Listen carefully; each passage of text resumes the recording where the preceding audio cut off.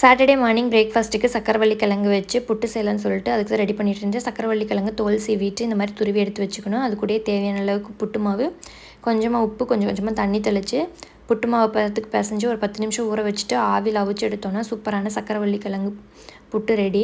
தேவையான அளவுக்கு நாட்டு சக்கரை போட்டு மிக்ஸ் பண்ணிவிட்டு சாப்பிட்டோன்னா டேஸ்ட்டு சூப்பராக இருக்கும். பிரேக்ஃபாஸ்ட் முடிச்சதுக்கப்புறமா கொஞ்சம் நேரம் செடிகளை பார்த்துட்டு இருந்தேன்.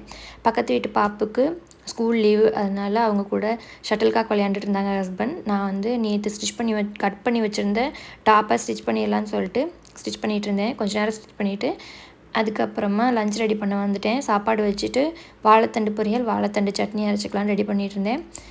சமைக்குமே மாதுளம்பழமும் உரிச்சு எடுத்து கொடுத்துட்டேன். ஹஸ்பண்ட் வந்து எனக்கு கொஞ்சம் ஹெல்ப் பண்ணாங்க சமைக்கிறதுக்கு. ஒரு உப்பு ஜாடி வந்து 3 வருஷமாக வச்சுட்ருந்தேன். இன்றைக்கி கை தவறி கீழே விழுந்து உடஞ்சிருச்சு. கொஞ்சம் கஷ்டமாக தான் இருந்துச்சு. இட்ஸ் ஓகேன்னு சொல்லிட்டு மிச்சம் இருந்த டாப்பையும் ஸ்டிச் பண்ணி எடுத்து வச்சாச்சு.